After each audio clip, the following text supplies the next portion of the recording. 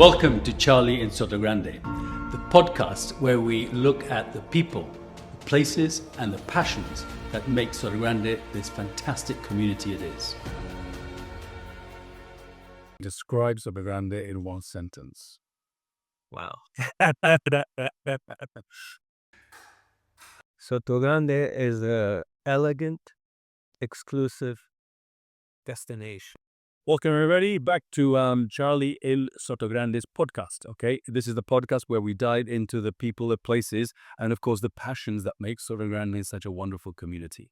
Today with us we have Laurence Forcione, okay, who is the inspiration behind Foodisiac, the restaurant in the marina, which we probably all have been to, at least passed by, but if you haven't gone into it, then you'd miss something. And hope Laurence, Lolo as he likes to be known, will tell us all about. So we're going to talk about his journey and about why he has done this fantastic thing here, sort of launching this beautiful restaurant. So Lolo, welcome. Hello, Charlie. Thank you for having me. I'm going to ask you the question I ask everybody, okay, when they first come to this podcast, which is, how would you introduce yourself when to someone you've never known? What would you say to them about yourself? I would usually say I'm a man of many hats, really. I'm the owner of Foodisiac, which I run with my wife, Adina, which a lot of people in Sotogrande know as well. Sotogrande is a very small community. We're very tight. So we're basically both of us running in tandem this business. But my background is not the restaurant business. I'm a technology guy. Okay.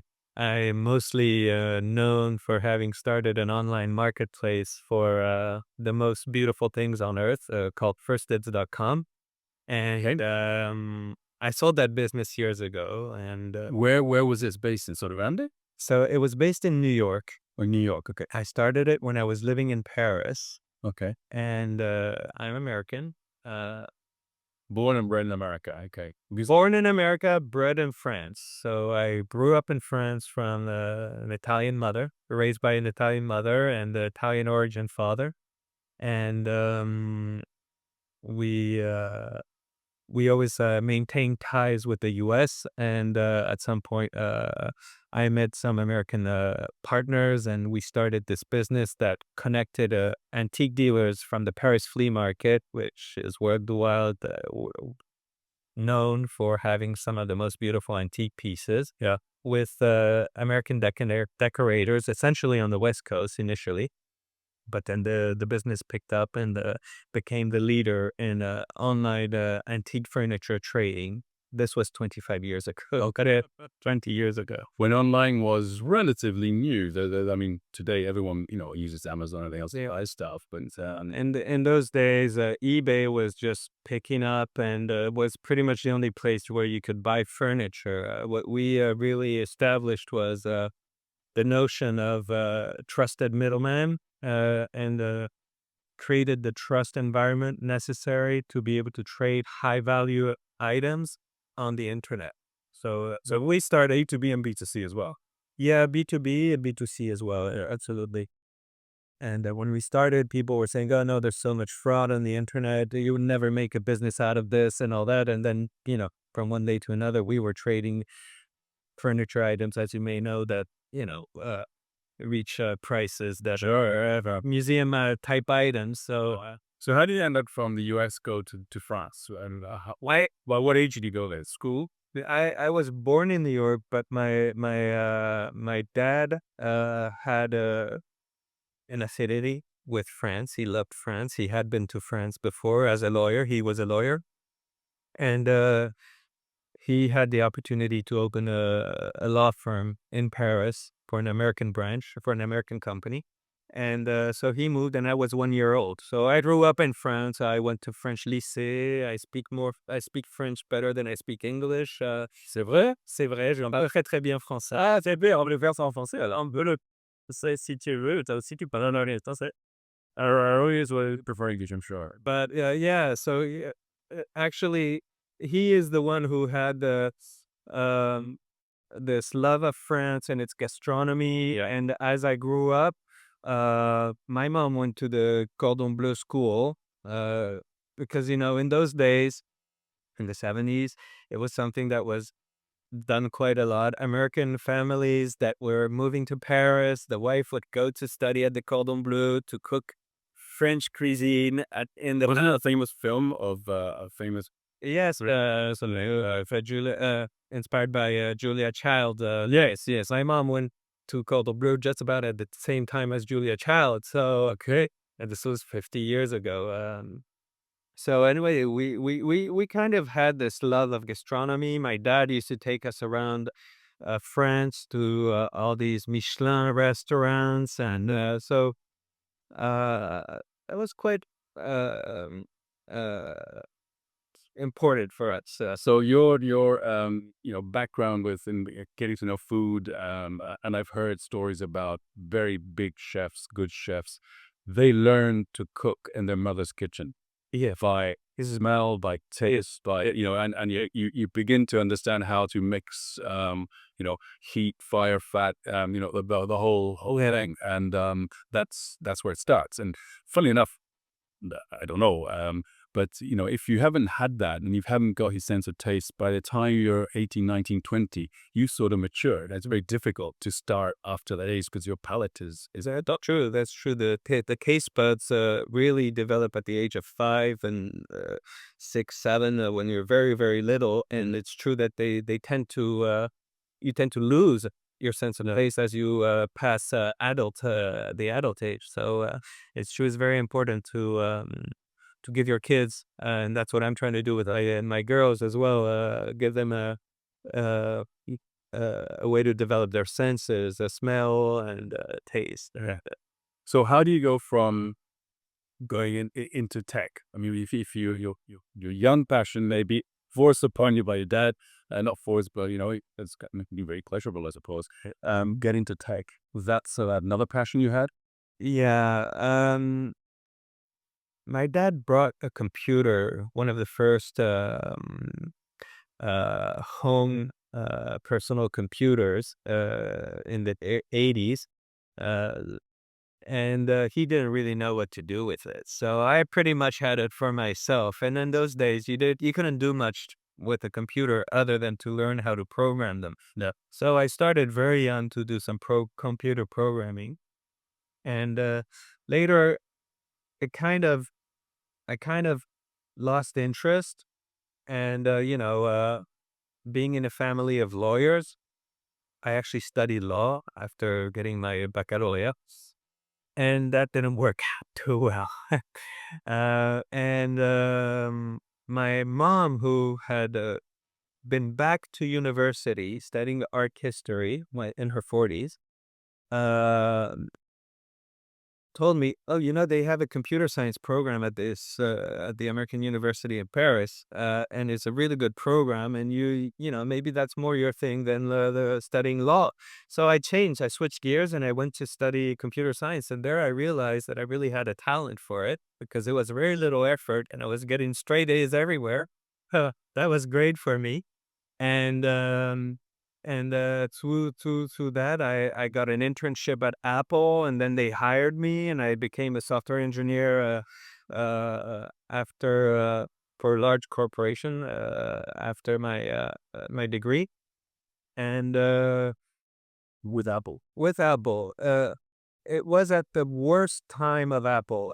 I don't know, and now it's hard to imagine, but Apple was about to shut down, bankrupt at the end of the 90s and mid 90s, and I was right there and then.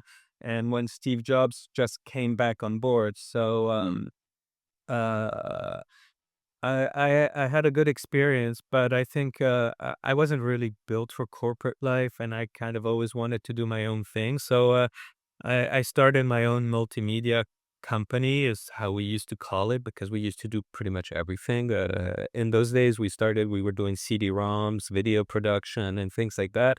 The internet wasn't really a thing yet, so but I started getting into it, and that's how I met who was gonna Michael Bruno, who was going to become my business partner and co-founder of firstdibs.com, who was looking for somebody to bring him the whole technical aspect of building an online marketplace for this antique furniture. So we went into business together on that, and that's What year was that?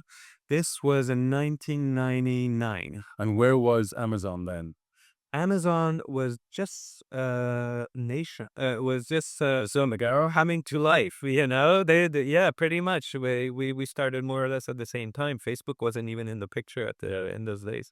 So we had an incredible ride. It was an incredible story with all of the all of the highs and lows that you hear about the internet stories, twin litigation, fights with partners, and settlements, and then press success, and a lot of great things. And this is all based in France still, or did you go back to the US at all? No, I started. The company was based in New York because Michael was based in New York, and I was based in Paris. But I was mostly working from home, and I also moved to Chamonix at some point. When we started litigation, there were other people involved. There was a lot of litigation going on, so I ended up going on my own, developing the tech, and Michael was on his own in New York, developing all the sales part and all the marketing. When you do all of this, and obviously you sold the business at some point, what makes you was there a target number? Was there a target time? Was there a target something which meant that's when I'm going to get out of this?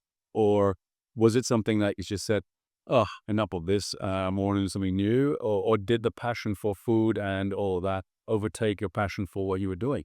Oh no, oh my God.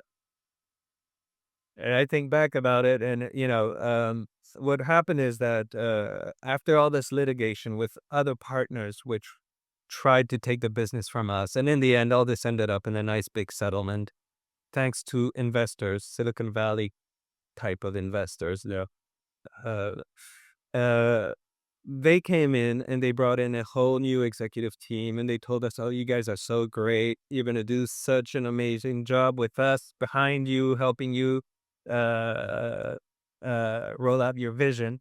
Um, they they came in, but they actually had a really different vision, and we had been burnt out for 15 years, starting up the company, plus 5 years of litigation.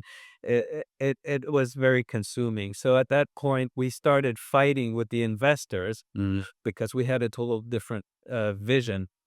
They had a vision of, let's say, velocity, volume, and Michael and we had more of a vision of quality and trustworthiness, and these visions ended up colliding. And after a while, I helped them doing the transition to the new executive team. And after a couple of years there and being on the board of directors there, I resigned, and I was literally kind of pushed out or pushed to resign. And so, I didn't want to leave that company, which was my baby, but in the end, it was the best thing that ever happened to me, isn't it? Because, I ended up in New York. I had no occupation, nor had I really a will to go back into the shark tank. I wanted to take a little break, and, I spent 15 years developing this business. I think to some extent, neglecting my family life. And I thought, well, I'm going to get closer to my kids. Great. So you left the tech industry, as you just described.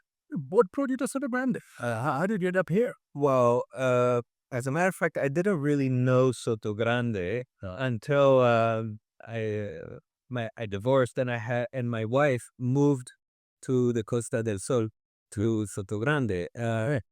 She moved here because we found the international school, the Sotogrande International School, and I had discussed it with some of my partners, just, talking about where I was going to put my kids in New York. Wow. And one of my partners, who was an investment banker originating from India in Mumbai, working for a major investment firm, told me, "Oh yeah, I know Sotogrande. It's a great place for golf and for everything we know it for." But she said she also heard of Sotogrande International School and how good it was and how well connected it was. And I thought, hey, that's great. That's going to be really good for my kids. So that was one of the main reasons you were here, or maybe That's how Sotogrande came on my radar, really. And then when I sold my business, I decided I want to spend time with my kids. So I came here and I hadn't seen the place really, only heard about it through my ex-wife and my kids. And I totally fell in love with it. So how old were the kids at the time? I know you got little ones now. yeah. They were 10 and 12 at the time. So Now they've left, presumably, or just about. so my son is working for me at Foodisiac. Oh yeah, he's become a chef, and my daughter is studying. She's 20 years old, and she's studying in Valencia, and she's doing a bachelor degree in digital marketing. So yeah, so I'm about to employ her myself. yeah, absolutely. So, you came to Sotogrande, you put the kids in school, and did you total your funds, or do you have no idea what to do?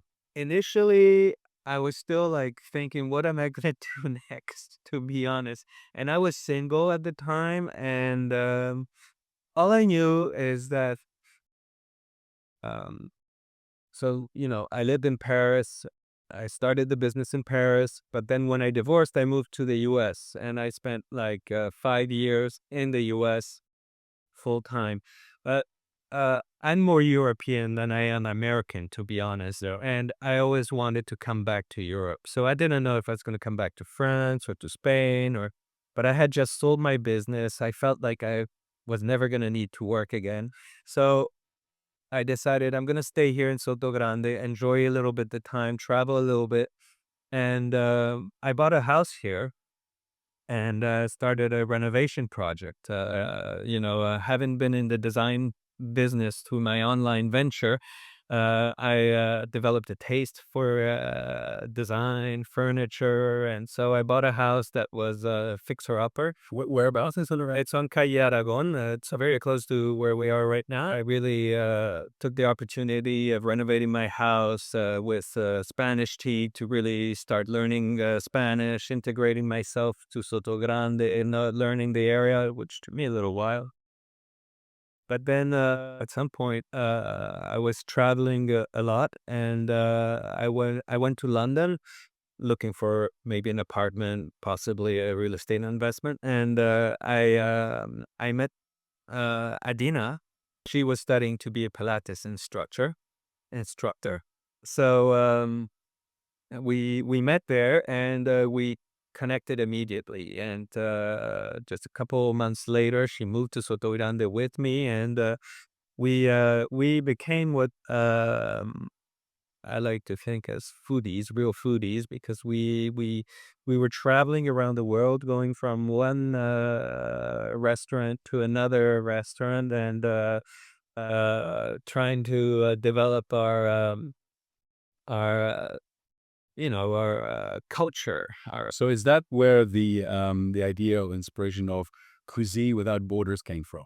That you were traveling around and there was no Yeah, was that a sort of ping moment? yeah, that definitely is part of our genetics. Is the fact that we traveled to so many places. We went to Thailand, to LA, to Miami, to Paris, Spain. And we've discovered so many fantastic places. And then we went to visit my mother in Paris, and I saw online the Cordon Bleu was giving some workshops, was making workshops. Uh, we were really into bread, making bread. So we were these home kind of bakers, making our own bread, and we didn't really know what we were doing. But so we thought that, oh, this is fun. There's a 3-day workshop at the Cordon Bleu. Let's go to the baking workshop. And we arrived in this school. We came to this school. It's just amazing school, amazing building, full of chefs, all dressed, all very clean. Well, at least Very French. as a yeah, very French. I had completely the idea you would have of this very regimented French cuisine culture that was transpiring at this beautiful establishment with incredible equipment. And so we did this workshop, and we were like so amazed that we decided to sign up for the chef course and to do the intensive course of haute cuisine. Yeah. And I at that moment, I wasn't really yet thinking of opening a restaurant, but I had kind of explored the idea because I knew there were some spaces in Sotogrande that were becoming available. And so we dove in entirely. We brought our family to Paris, rented an apartment, and stayed there with my parents-in-law, keeping our girl. We had only one at the time, and going to these intensive courses all day, and it was an incredible experience. So, Lolo, difficulties in setting up in Sotogrande. Sotogrande is, a very seasonal place, and I mean, I'm sure that was one of your big things. But tell us a little bit about some of the difficulties and how it's hard work of setting up a restaurant here in Sotogrande. I mean, we've been very fortunate in Sotogrande. I think it's been difficult, mostly because we had no idea what we were doing when we started Foodisiac. Um, So it's hard for me to compare setting up a restaurant here as opposed to setting it up in any other place. It's true it has its challenges, seasonality being one of them. Um, but I find it's not so true now as it was when we started. We started in 2018, and now Sotogrande seems to me, particularly after COVID, has become a lot more active even during what we call the low season, the winter season.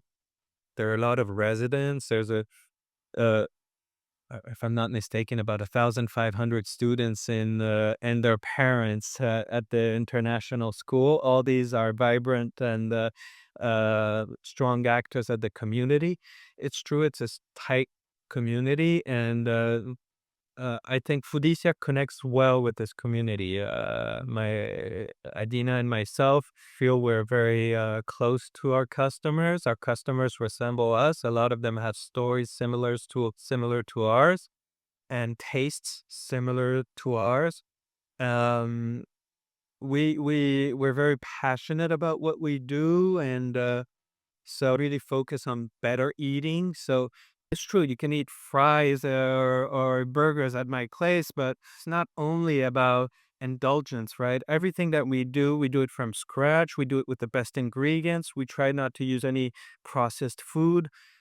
We don't buy anything ready-made. So, even the sauces, barbecue sauce, curry sauce, everything is made in-house from scratch from the raw ingredients. And I think people connect to that. Yeah.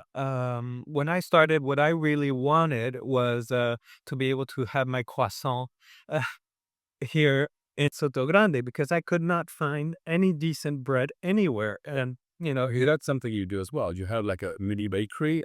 we have our own bakery, actually. They sell bread just for anyone walking by, so you can go and get baguettes like Yeah. in France. Yeah, pretty much. I mean, we're not really a bakery as such, in the sense that a bakery really focuses its business on that. Initially, we wanted to have an exclusive product for our clients. Yeah. But it's true that our clients have been asking us to take away, to take home, and all that. So we started producing also for that purpose. I have to say, uh, it's my business. It's true. You can come and try yourself to prove to get an idea. But our croissants are just as good, if not better, than most bakeries, even in France. Viennoiserie in France, it's part of the bakery world, so it's made by bakers as bread. Yeah. Whereas here in Spain, it's more like pastry. Yeah. So it's often sweetened and all. And I wanted something a little more traditional in the French sense because I grew up in France. That's my culture. Um, Even though there are very good bakery products here, this is what I was interested in, and I think a lot of people here in Sotogrande appreciate those products and enjoy them. So a lot of people come to us for the breakfast, which at some point in our history was kind of something that was preoccupying me, because in a way I didn't want to be known only for our breakfast, because our team, our kitchen staff, our cooks are really, really amazing, and we put a lot of effort into producing high quality dishes. Uh, but with time, and especially, I don't know if you remember, Charlie, but Foodisiac had only one small That's right. space unit in the port, and it felt very much like a cafe, and it didn't have. But now that we've expanded and took over this other space, it feels a lot more like a restaurant, Sure. and it has this Big terrace and a big terrace and a nicer kind of vibe for the evening, and so we really picked up and developed the dinner scene, about the dining scene. in terms of setting up a restaurant, I mean, I have the experience with bunch of other two other guys. We set up literally on the border of Gibraltar as you go in. Yeah, We bought two of those units. yeah, And we opened a coffee shop called Cool. House Grind. right. House Grind was going to be the next Starbucks. That was our Yeah. idea, okay? And we did the footfall count of what can people go across. I mean, 10 to 12,000 people go into Gibraltar every day, right? And what's wrong with these guys grabbing a coffee and walking across with Alice?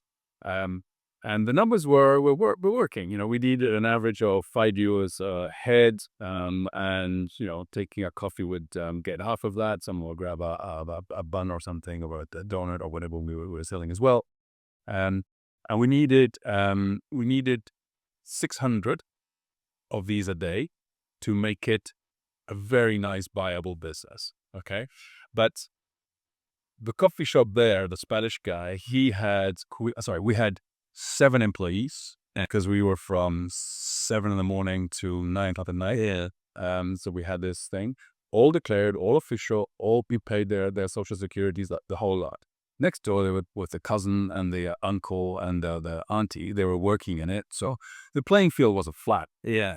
So by that, it was a different thing. So that was one of the things we found. Why do we close it? Because the one thing we got wrong was that the 600 turned out to be 300, because most people like to, in Spain, sit down, have a coffee, and sit down and drink it and have 20-minute chat. So tables we had were hugged by everything else, and then we had other issues which were to do with a lot of the border issues there. It failed from that reason, not because we had it, and we spent a lot of money getting it right. We had good crockery, it was all branded, they had nice music, we had and we had to pay for the rights of the music, which no one else was doing, all those things. But I'm sure you had some of those teething problems when you set up, because I mean, just walking back and look at your kitchen, you got a lot of people in there. And how many people do you employ? We have about 40 people, between 30 and 40, depending on the season. Yeah. So it's quite a big business for the area. No, if I had done a market study, probably I would not have got into this business. You have to be we're breaking even. We broke even a few years ago. Because I think what we have at Foodisiac, we have the capacity to adapt. It's true that the first couple of years, our biggest problem was staffing. Was staff. We had issues with that. I think this is more or less the same anywhere, at least in Europe. It's difficult to find people who are qualified, who want to work in hospitality. In this area in Sotogrande, we're a little bit far away from everything, which is one of the nice things of Sotogrande. But at the same time, for a hospitality business owner, it's hard to find qualified staff. I found that with and I know what people on tell there, for example. So, they go up and down in terms of the requirement of staff. One of the problems of bringing people in here is that nowhere for people to stay. Yeah. If someone comes here is earning not a massive salary, they're earning a salary of a waiter plus tips or whatever it may be. To find something in Sotogrande is impossible. Yeah. And on their own that side, it's also difficult. So where do you put people up?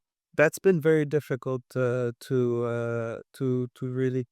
I tried a little bit of everything, getting people, overpaying people, getting people who were really uh, on paper at least qualified. And I realize what works the best for us is to find uh,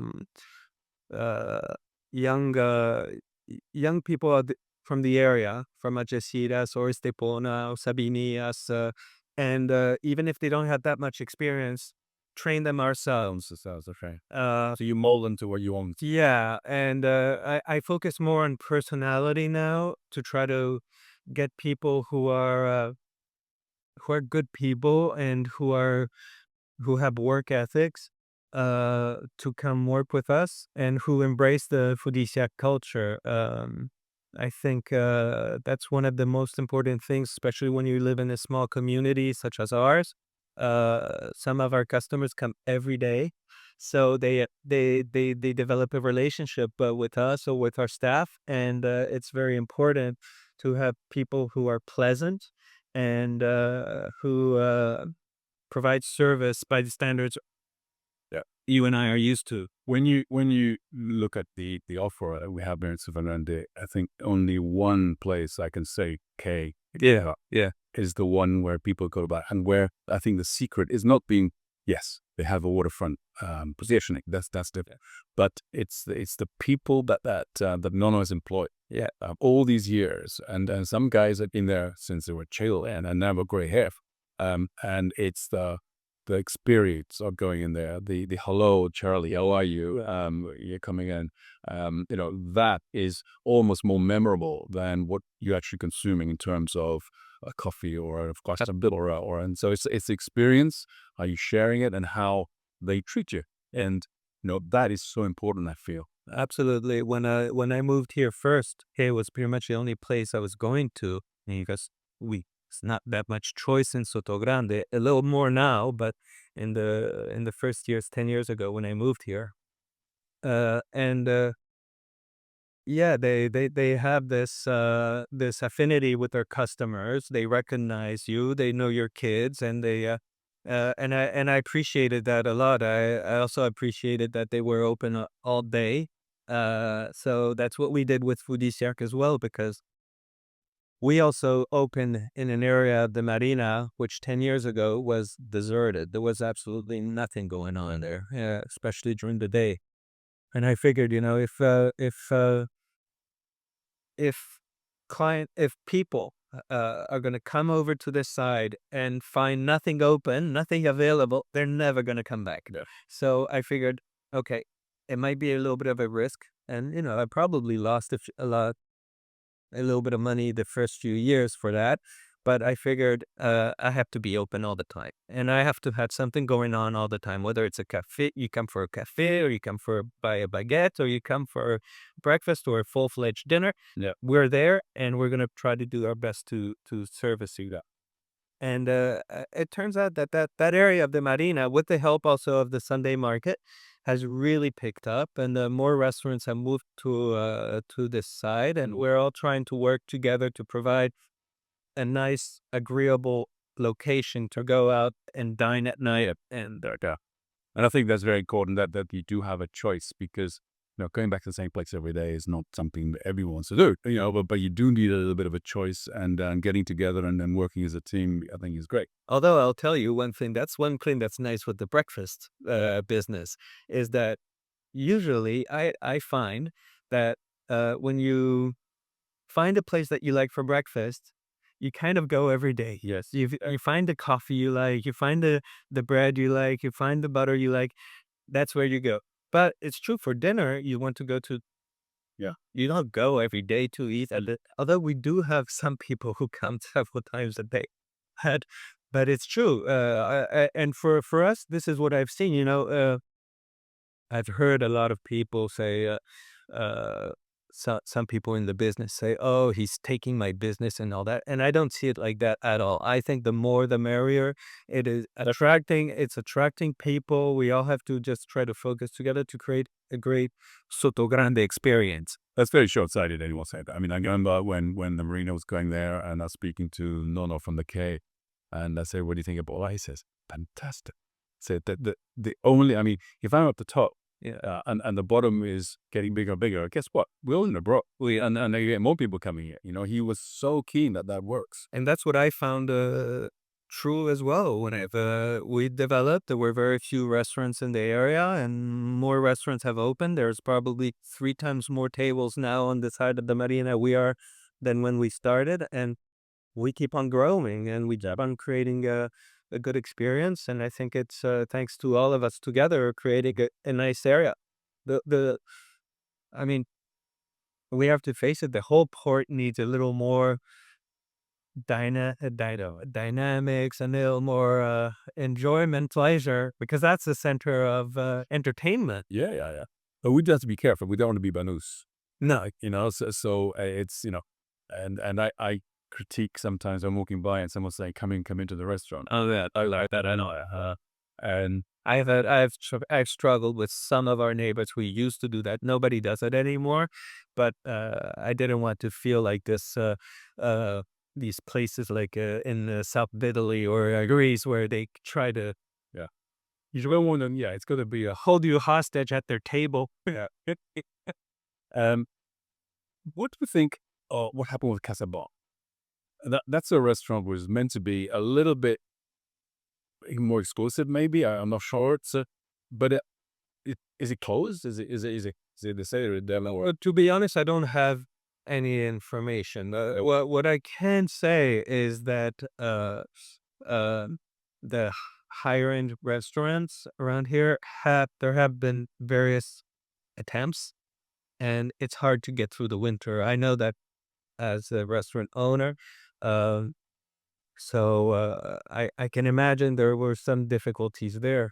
Other than that, all I'd say is that you can be a fantastic cook. It's not all about being a cook.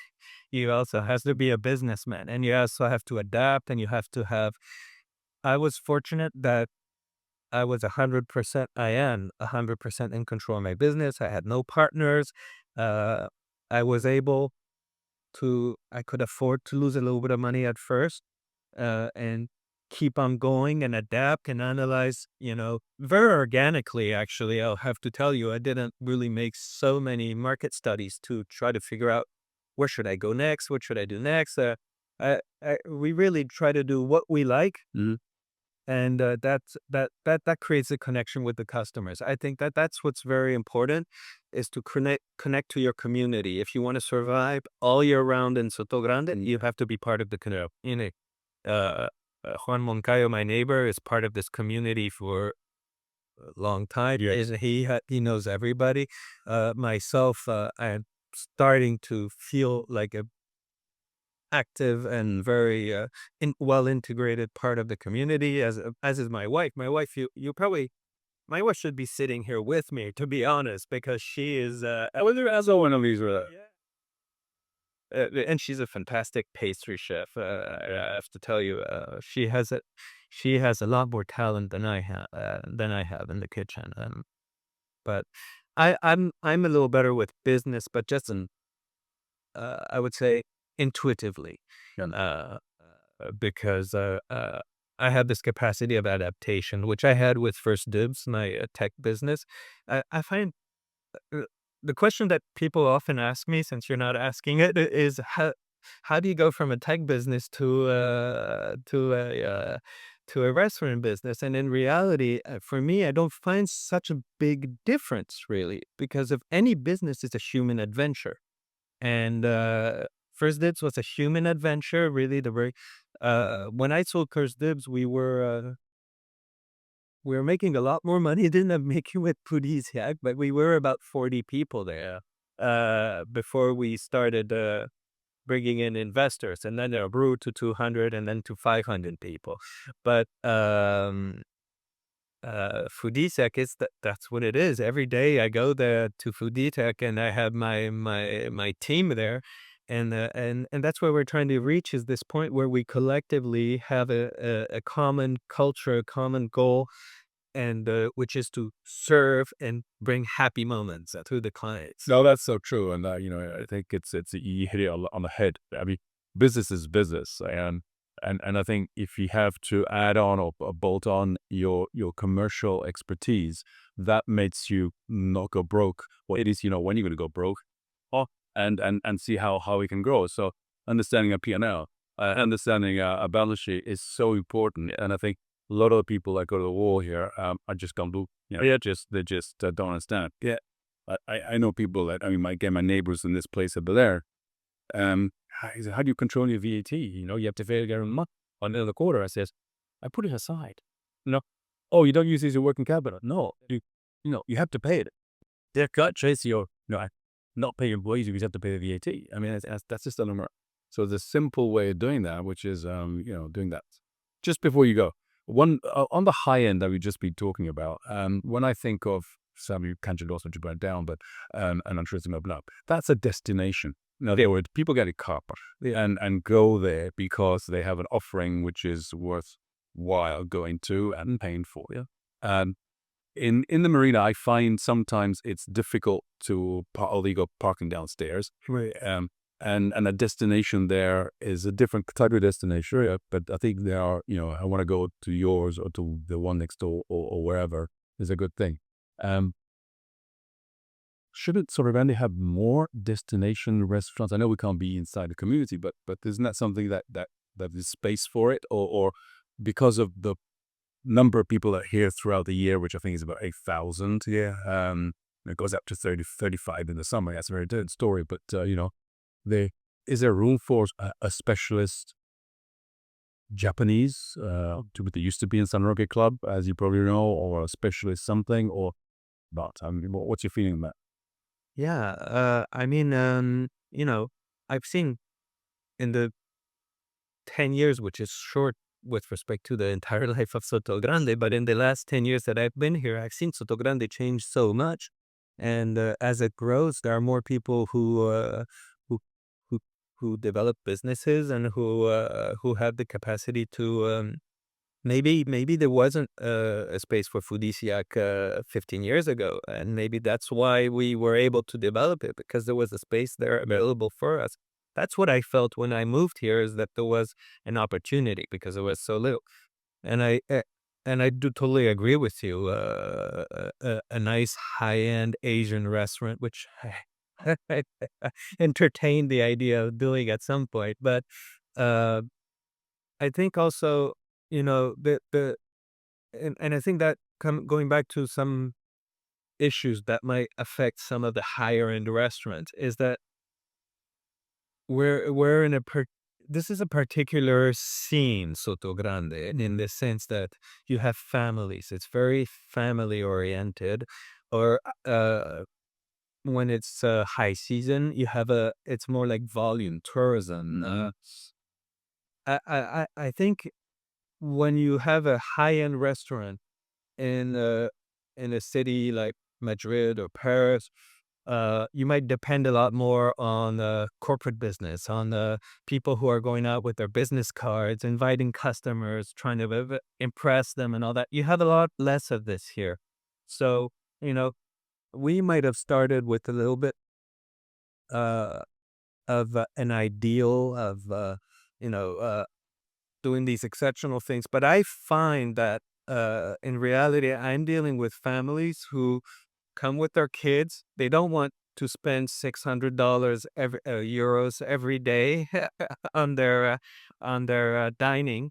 So there's a balance to find, and here Sotogrande is really a holiday weekend destination, and people are here to enjoy quality, but at the right price. They don't want to show off.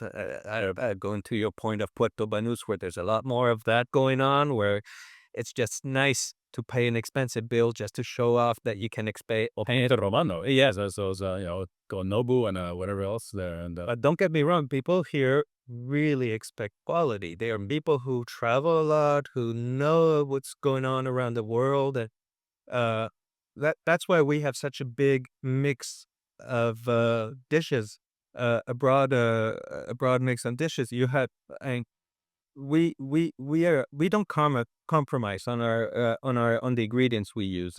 Our beef is Fragar beef. It's like it's a Scottish breed, but that's raised in Finland on the pasture, so it's grass fed beef, 100%. Uh, it's the highest quality of beef. It won several times but it's almost like we don't really boast about it so much. People want to eat it, but they don't want to be like feeling like they're paying an extra price for it. There's like, they're being careful with their spending. So we try to find the right balance.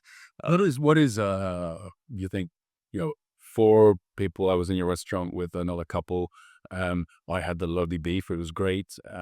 So what, 80 euros, 90 euros, with that, not including wine. As a wine, Yeah, and I'll say my average ticket spending per person is more around 30-40 euros for dinner per person. But there are different profiles.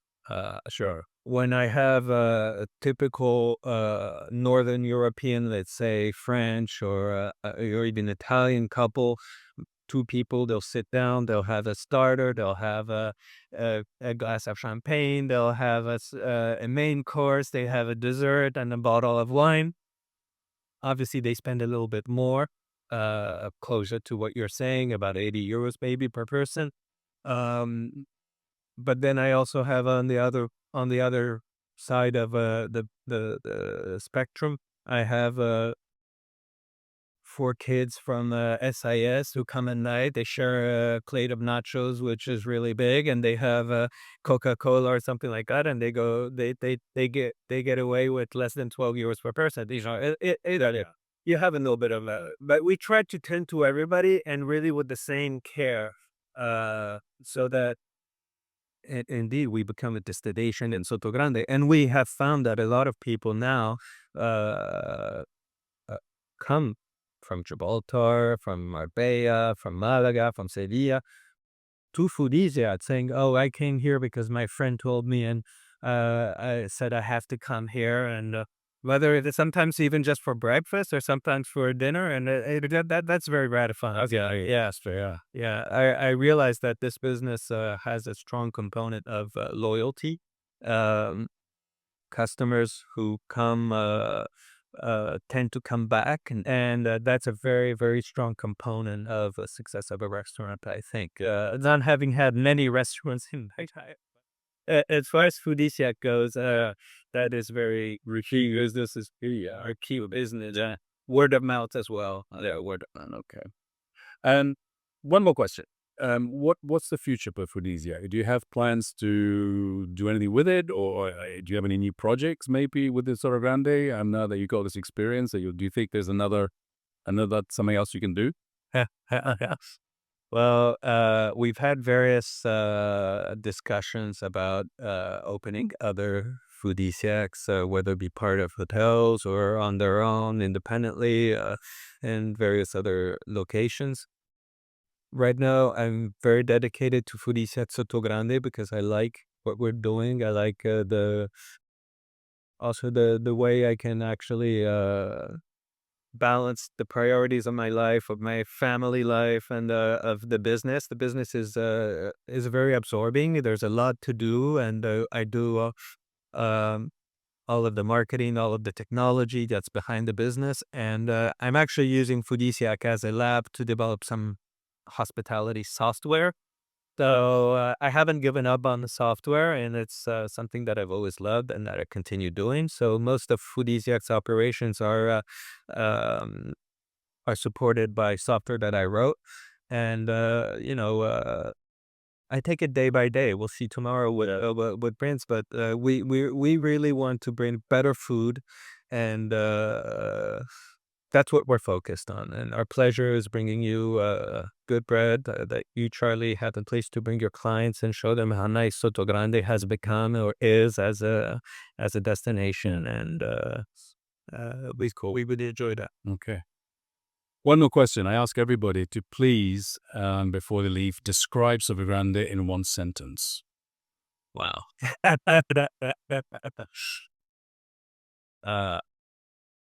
Sotogrande is a elegant, exclusive destination and very unique destination in the world. I've been to many places. There's nowhere else I would like to be. To be honest, the quality of life here is incredible. So maybe quality lifestyle, and good climate.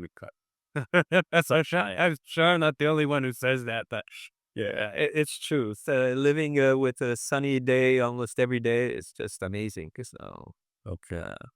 Laura, thank you very much for being with us.